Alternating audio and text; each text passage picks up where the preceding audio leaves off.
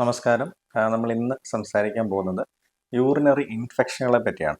അപ്പോൾ എന്താണ് urinary infection അല്ലെങ്കിൽ urinary tract infection? Urinary infection എന്ന് പറയുന്നത് മൂത്രത്തിലോ മൂത്രാശയത്തിലോ അണുബാധ വരുന്നതിനെയാണ് യൂറിനറി ഇൻഫെക്ഷൻ എന്ന് നമ്മൾ പറയുന്നത്. അപ്പോൾ അത് ഏത് തരത്തിൽ അണുബാധ വരാം? കൂടുതലായി കാണുന്നത് ബാക്ടീരിയൽ ആയിട്ടുള്ള യൂറിനറി ഇൻഫെക്ഷനാണ്. ബാക്ടീരിയ എന്ന അണു വന്ന് യൂറിനിൽ പടരുമ്പോൾ വരുന്ന പ്രശ്നമാണ് ബാക്ടീരിയൽ യൂറിനറി ഇൻഫെക്ഷൻ. അതിൽ സാധാരണഗതിയിൽ ഏറ്റവും കോമൺ ആയി കാണുന്നത് എസ്ട്രീഷ്യ കോളൈ എന്ന് പറഞ്ഞ ഒരു പ്രത്യേകതരം അണുബാധയാണ്. ഈ കോളൈ ഇൻഫെക്ഷൻ എന്ന് പറയും.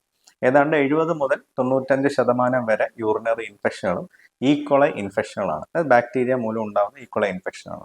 ഇത് കൂടാതെ വേറെ പല ബാക്ടീരിയകളും ഉണ്ട്. സ്യൂഡോമോണാസ്, ക്ലെപ്സിയെല്ല, സ്റ്റെഫൈലോകോക്കസ്, സിട്രോബാക്ടർ എന്ന് പറഞ്ഞ പലതരത്തിലുള്ള അണുബാധ ബാക്ടീരിയൽ യൂറിനറി ഇൻഫെക്ഷനായിട്ട് വരാറുണ്ട്. ഈ ബാക്ടീരിയ കൂടാതെ ഫംഗസുകൾ, വൈറസുകൾ, അതേപോലെ തന്നെ ട്യൂബർക്ലോസിസ് പോലുള്ള അസുഖങ്ങളും യൂറിനറി ഇൻഫെക്ഷനായിട്ട് വരാൻ സാധ്യതയുള്ളതാണ്. ഇപ്പോൾ പ്രധാനമായി യൂറിനറി ഇൻഫെക്ഷനുകളെ നമ്മൾ രണ്ടായി വേർതിരിക്കുന്നു. അതിൽ ആദ്യമേ നമ്മൾ പറയുന്നത് അപ്പർ യൂറിനറി ട്രാക്ട് ഇൻഫെക്ഷനും ലോവർ യൂറിനറി ട്രാക്ട് ഇൻഫെക്ഷനുമായിട്ടാണ്. ഇതിൽ അപ്പർ യൂറിനറി ട്രാക്ട് ഇൻഫെക്ഷൻ എന്ന് പറയുന്നത് നമ്മുടെ കിഡ്നിയുടെ യുറീട്രലും വരുന്ന ഇൻഫെക്ഷനാണ്. അതായത് കിഡ്നിയിൽ നിന്ന് മൂത്രം പോകുന്ന ട്യൂബിനോ കിഡ്നിയിലോ വരുന്ന ഇൻഫെക്ഷനാണ് നമ്മൾ അപ്പർ യൂറിനറി ട്രാക്ട് ഇൻഫെക്ഷൻ എന്ന് പറയുന്നത്. ലോവർ യൂറിനറി ട്രാക്ട് ഇൻഫെക്ഷൻ എന്ന് പറയുന്നത് നമ്മുടെ മൂത്രസഞ്ചി, അതായത് യൂറിനറി ബ്ലാഡറിലോ ആ മൂത്രസഞ്ചിയിൽ നിന്ന് പുറത്തോട്ട് വരുന്ന ട്യൂബ്, അതായത് യുറീത്രയിലോ വരുന്ന ഇൻഫെക്ഷനാണ് ലോവർ യൂറിനറി ട്രാക്ട് ഇൻഫെക്ഷനുകൾ എന്ന് പറയുന്നത്. സാധാരണഗതിയിൽ വരുന്ന ഇൻഫെക്ഷൻ മിക്കതും ലോവർ യൂറിനറി ട്രാക്ട് ഇൻഫെക്ഷനുകളാണ്. അത് എത്രയും പെട്ടെന്ന് ചികിത്സിച്ച് ഭേദമാക്കാൻ സാധ്യതയുള്ളതാണ്. എന്നാൽ അപ്പർ യൂറിനറി ട്രാക്ട് ഇൻഫെക്ഷൻ കിഡ്നിയുടെ മൂത്രം പോകുന്ന ട്യൂബിലോ വരുന്ന ഇൻഫെക്ഷനുകൾ കുറച്ചുകൂടെ കോംപ്ലിക്കേറ്റഡ് ആണ്. അത് പറയുമ്പോഴാണ് വേറൊരു ക്ലാസിഫിക്കേഷൻ നമ്മൾ അതിന് പറയുന്നത്, വേറൊരു പറയുന്നത് നമ്മൾ കോംപ്ലിക്കേറ്റഡ് ഇൻഫെക്ഷൻ അല്ലെങ്കിൽ അൺകോംപ്ലിക്കേറ്റഡ് യൂറിനറി ഇൻഫെക്ഷൻ ആയിട്ട് നമ്മൾ അതിനെ വേർതിരിക്കാറുണ്ട്, യൂറിനറി ഇൻഫെക്ഷനുകൾ. അപ്പോൾ യൂറിനറി ഇൻഫെക്ഷനുകളിൽ അൺകോംപ്ലിക്കേറ്റഡ് ആയിട്ടുള്ള യൂറിനറി ഇൻഫെക്ഷൻ എന്ന് പറയുന്നത് സാധാരണഗതിയിൽ വളരെ വിരളമായി സ്ത്രീകളിൽ കാണുന്ന വല്ലപ്പോഴും വരുന്ന യൂറിനറി ഇൻഫെക്ഷനാണ് നമ്മൾ അൺകോംപ്ലിക്കേറ്റഡ് യൂറിനറി ഇൻഫെക്ഷൻ എന്ന് പറയുന്നത്.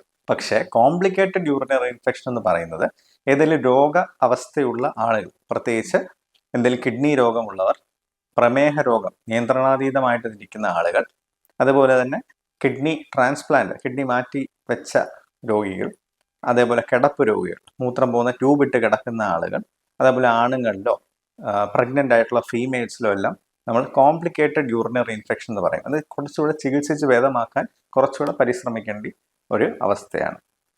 ഇനി എന്തെല്ലാം രീതിയിലാണ് ഈ യൂറിൻ ഇൻഫെക്ഷൻ വരുന്നത്? പ്രധാനമായി ഈ അണുബാധ യൂറിനിലേക്ക് കടക്കുന്നത് നമ്മുടെ മലത്തിലോ മലദ്വാരത്തിനോ ഈ അണുക്കൾ, പ്രത്യേകിച്ച് ഈ കൊളൈ പോലുള്ള ഇൻഫെക്ഷനുകൾ അവിടുന്ന് നമ്മുടെ മൂത്രം പോകുന്ന ട്യൂബിലേക്ക് കടന്നു കയറുമ്പോഴാണ് യൂറിനറി ഇൻഫെക്ഷനായി മാറുന്നത്. ഇത് സാധാരണഗതിയിൽ സ്ത്രീകളിലാണ് കൂടുതലായിട്ട് യൂറിനറി ഇൻഫെക്ഷൻ കാണുന്നത്. അതിന് പ്രധാനപ്പെട്ട കാരണം ഈ മലദ്വാരവും മൂത്രം പോകുന്ന ട്യൂബും തമ്മിലുള്ള നീളം അല്ലെങ്കിൽ ഡിസ്റ്റൻസ് ഈ സ്ത്രീകളിൽ വളരെ കുറവായിരിക്കും. അതേപോലെ ഈ മൂത്രം പോകുന്ന ട്യൂബിന്റെ നീളവും വളരെ ചെറുതാണ് സ്ത്രീകളിൽ. അപ്പോൾ എന്തെങ്കിലും അണുബാധ വരാനുള്ള സാധ്യതയും കൂടുതലാണ്. വന്നു കഴിഞ്ഞാൽ പെട്ടെന്ന് സ്പ്രെഡ് ആവാനുള്ള സാധ്യതയും സ്ത്രീകളിൽ ഇങ്ങനത്തെ അവസ്ഥയിൽ കൂടുതലാണ്. അതേപോലെ ഈ വജൈനൽ ഏരിയ വെറ്റായിരിക്കുന്നതുകൊണ്ട് കൂടുതലായിട്ട് ഇൻഫെക്ഷൻ വരാനുള്ള സാധ്യത കൂടുതലാണ്. അതേ സൈഡിൽ നമ്മൾ നോക്കുമ്പോൾ ആണുങ്ങളിൽ ഈ മൂത്രം പോകുന്ന ട്യൂബിന്റെ അളവ് കുറച്ചുകൂടെ നീളമുള്ളതിനാൽ ഇൻഫെക്ഷൻ വന്നാലും സ്പ്രെഡ് ആവാനുള്ള സാധ്യത കുറവാണ്. മലദ്വാരവും മൂത്രം പോകുന്ന ട്യൂബും തമ്മിലുള്ള ഡിസ്റ്റൻസ് കൂടുതലായതുകൊണ്ട് ഇൻഫെക്ഷൻ വരാനുള്ള സാധ്യത കുറവാണ്. അതുപോലെ ആ ഏരിയയെല്ലാം ഡ്രൈ ആയിട്ടിരിക്കുന്നതുകൊണ്ട് ഇൻഫെക്ഷൻ വരാനുള്ള സാധ്യത വളരെ കുറവാണ്. ഇനി ഏതെല്ലാം തരത്തിൽ യൂറിൻ ഇൻഫെക്ഷൻ വരാം? അതിന് പ്രധാനപ്പെട്ട കാരണങ്ങൾ നമ്മുടെ ബിഹേവിയറൽ ആയിട്ടുള്ള ഫാക്ടേഴ്സ്, അതായത് നമ്മുടെ ജീവിതശൈലിയിലുള്ള പ്രശ്നങ്ങളാണ്. അതായത് വെള്ളത്തിന്റെ അളവ് കുറച്ച് കുടിക്കുന്ന ആളുകൾ, മൂത്രം പിടിച്ചു വയ്ക്കുന്ന ആളുകൾ. നമ്മൾ സാധാരണഗതിയിൽ ഒരു ചാല് എടുക്കുകയാണെങ്കിൽ അതിൽ നല്ല രീതിയിൽ വെള്ളം ഒഴുകിക്കൊണ്ടിരിക്കുന്ന ചാലാണെങ്കിൽ അതിൽ പ്രശ്നങ്ങളൊന്നും വരുന്നില്ല. പക്ഷെ അതിനെന്തെങ്കിലും തടസ്സം വരികയാണ്, അത് വെള്ളം കെട്ടി നിൽക്കുന്ന ഒരവസ്ഥ വന്നാൽ അവിടെ എന്തെങ്കിലും ചെളി കെട്ടി നിൽക്കാനുള്ള പ്രശ്നം വരുന്നു, അതായത് ഇൻഫെക്ഷൻ. ഇത് നമ്മൾ മൂത്രം പോകുന്ന ട്യൂബിനായിട്ട് താരതമ്യപ്പെടുത്തിയാൽ മൂത്രം പോകുന്നതിൽ എന്തെങ്കിലും സ്റ്റാസിസ് വന്നാൽ, യൂറിൻ കെട്ടി നിൽക്കുന്ന ഒരു അവസ്ഥ വന്നാൽ യൂറിൻ ഇൻഫെക്ഷൻ വരാനുള്ള സാധ്യത കൂടുതലാണ്. അതായത് മൂത്രം എപ്പോഴും നമ്മൾ ഒഴിച്ചു കളയാനായിട്ട് ശ്രദ്ധിക്കുക. പ്രത്യേകിച്ച് സ്ത്രീകൾ മൂത്രം പിടിച്ചു വയ്ക്കാനുള്ള സാധ്യതയാണ് അവർക്ക് കൂടുതൽ. അങ്ങനെയുള്ള അവസ്ഥയിൽ നമ്മൾ പ്രത്യേകിച്ചത് നമ്മൾ ക്രമീകരിച്ച് അതിനുള്ള സാഹചര്യങ്ങൾ ഒരുക്കി എപ്പോഴെപ്പോഴും മൂത്രം ഒഴിച്ചത് കളയുക, മൂത്രം പിടിച്ചു വെക്കാതിരിക്കുക.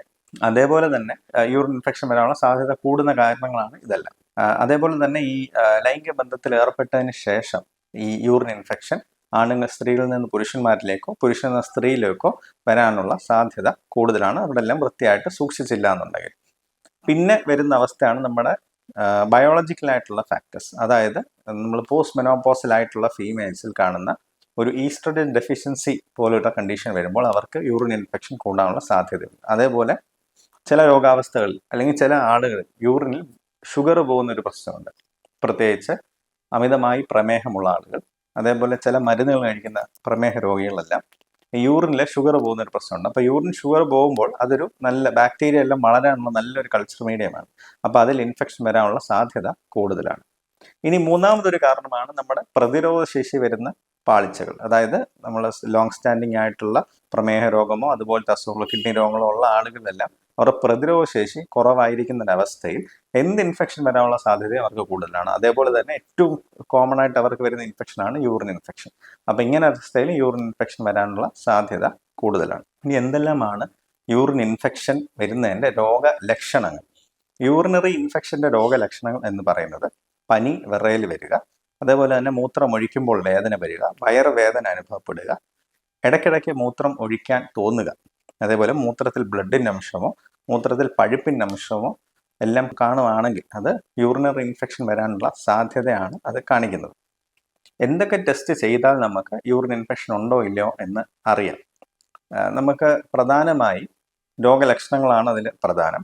അത് കൂടാതെ യൂറിൻ ടെസ്റ്റ് ചെയ്യുക. യൂറിൻ റുട്ടീൻ ചെയ്താൽ തന്നെ അതിൽ പസ് സെൽസ്, പഴുപ്പിൻ്റെ അളവ് അല്ലെങ്കിൽ WBCയുടെ അളവ് ഉണ്ടോ ഇല്ലയോ എന്നുള്ള അടിസ്ഥാനത്തിൽ നമുക്ക് യൂറിൻ ഇൻഫെക്ഷൻ ഉണ്ടോ എന്ന് നമുക്ക് പറയുവാനായിട്ട് സാധിക്കും. ഇനി അപ്പോൾ തന്നെ യൂറിൻ ഇൻഫെക്ഷൻ ഉണ്ട് എന്ന് നമ്മൾ സസ്പെക്ട് ചെയ്യുന്നുണ്ടെങ്കിൽ ആൻറ്റിബയോട്ടിക്കോ മരുന്നുകളോ സ്റ്റാർട്ട് ചെയ്യുന്നതിന് മുന്നേ തന്നെ യൂറിൻ ഒരു കൾച്ചർ ചെയ്യാനായിട്ട് കൊടുക്കാൻ മറക്കരുത്. പ്രത്യേകിച്ച് ആൻറ്റിബയോട്ടിക് സ്റ്റാർട്ട് ചെയ്തതിന് ശേഷം ഈ കൾച്ചർ ചിലപ്പോൾ നെഗറ്റീവ് ആവാനുള്ള സാധ്യതയുണ്ട്. അപ്പോൾ അങ്ങനെ അവസ്ഥയിൽ ഏത് അണുബാധയാണ് നമുക്ക് കണ്ടുപിടിക്കാൻ സാധിക്കത്തില്ല. അപ്പോൾ ഈ യൂറിൻ ഇൻഫെക്ഷൻ വരുമ്പോൾ ഏറ്റവും പ്രധാനം നമ്മൾ ഏത് അണുബാധയാണ്, എങ്ങനെയാണ് യൂറിൻ ഇൻഫെക്ഷൻ വന്നതെന്ന് കണ്ടുപിടിക്കുന്നതാണ്. അങ്ങനെയാണെങ്കിൽ നമുക്ക് ഭാവിയിൽ ഇത് വരുന്നത് പ്രതിരോധിക്കാനായിട്ട് സാധിക്കും. അപ്പോൾ യൂറിൻ റുട്ടീൻ, യൂറിൻ കൾച്ചർ ചെയ്യുക. ഇനി ഇടയ്ക്കിടയ്ക്ക് യൂറിൻ ഇൻഫെക്ഷൻ വരുന്ന ഒരാളാണെങ്കിൽ നമ്മൾ ഇമേജിങ് ചെയ്യണം. നമ്മുടെ കിഡ്നിയുടെ യൂറിനറി ട്രാക്റ്റിൻ്റെ ഇമേജിങ് ചെയ്യാതെ സാധാ അൾട്രാസൗണ്ടോ അല്ലെങ്കിൽ CT സ്കാനോ ചെയ്താൽ നമുക്കത് അറിയാൻ പറ്റുന്നതാണ്. എങ്ങനെയാണ് നമ്മുടെ കിഡ്നിയിലോ മൂത്രം പോകുന്ന ട്യൂബിൻ്റെ ഘടനയിലോ എന്തെങ്കിലും വ്യത്യാസം ഉണ്ടോ ഇല്ലയോ നമുക്കതിലൂടെ പറയാൻ സാധിക്കും. ഇനി യൂറിൻ ഇൻഫെക്ഷൻ ബ്ലഡിലേക്ക് സ്പ്രെഡായോ ഇല്ലയോ എന്നതറിയുന്നത് ബ്ലഡ് റുട്ടീൻ, CRP പോലുള്ള ടെസ്റ്റുകൾ ചെയ്താൽ നമുക്കത് കിഡ്നിയിൽ നിന്ന് സ്പ്രെഡായി ബ്ലഡിലേക്ക് കയറിയിട്ടുണ്ടോ, സെപ്സിസ് പോലുള്ള സാഹചര്യത്തിലേക്ക് പോയിട്ടുണ്ടോ എന്ന് നമുക്ക് പറയുവാനായിട്ട് സാധിക്കും. അപ്പോൾ ഇതാണ് നമ്മൾ യൂറിനറി ഇൻഫെക്ഷൻ ഉണ്ടോ ഇല്ലയോ എന്ന് മനസ്സിലാക്കുന്ന ടെസ്റ്റുകൾ.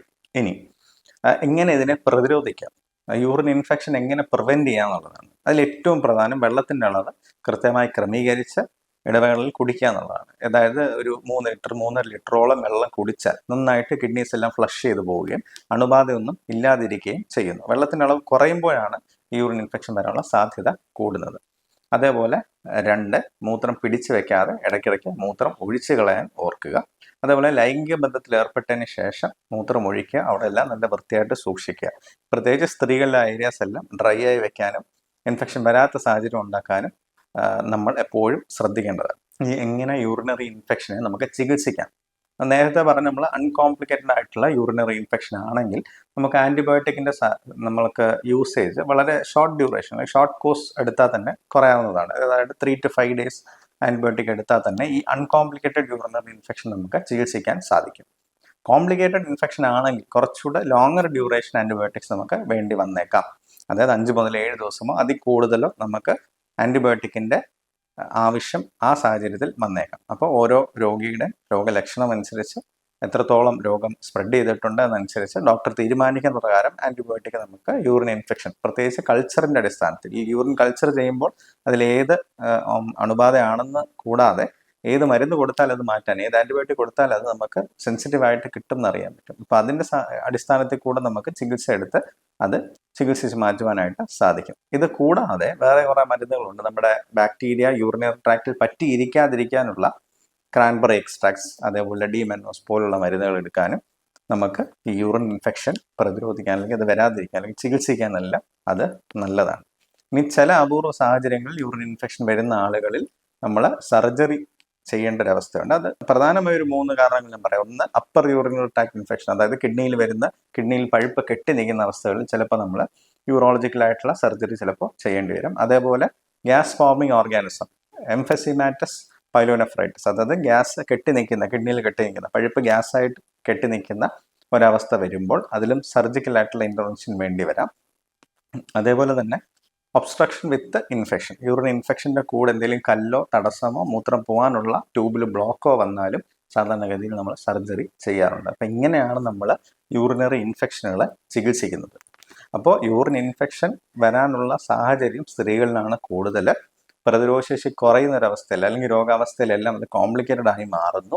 അതിനെ കൃത്യമായി അതിൻ്റെ രോഗലക്ഷണങ്ങൾ മനസ്സിലാക്കുകയും അതിനെതിരായ പ്രതിരോധം നേരത്തെ എടുക്കും. സ്ത്രീകളിൽ ഇത് കൂടുതലാണെന്ന് അറിയുന്നു. അങ്ങനെ വെള്ളം കുടിക്കാത്ത ആൾ നന്നായിട്ട് വെള്ളം കുടിക്കാൻ, മൂത്രം പിടിച്ചു വയ്ക്കുന്ന ആളുകൾ കൃത്യമായ ഇടവേളകളിൽ ഒഴിച്ചു കളയാനും ഓർത്ത് ഇനി വന്നു കഴിഞ്ഞാൽ അത് എഫക്റ്റീവായിട്ട് ചികിത്സിച്ചാൽ, അണുബാധ പൂർണ്ണമായി നീക്കിയാൽ അത് റിക്കറൻറ്റ് യൂറിനറി ട്രാക്ട് ഇൻഫെക്ഷൻ ആവാതെ ഇരിക്കും. ഇപ്പോൾ റിക്കറൻറ്റ് യൂറിനറി ഇൻഫെക്ഷൻ എന്ന് പറഞ്ഞാൽ ഒരു വർഷത്തിൽ 3-4 തവണ അല്ലെങ്കിൽ 3 കൂടുതൽ തവണ യൂറിനറി ഇൻഫെക്ഷൻ വരുന്ന സാഹചര്യമാണ് റിക്കറൻറ്റ് യൂറിനറി ഇൻഫെക്ഷൻ എന്ന് പറയുന്നത്.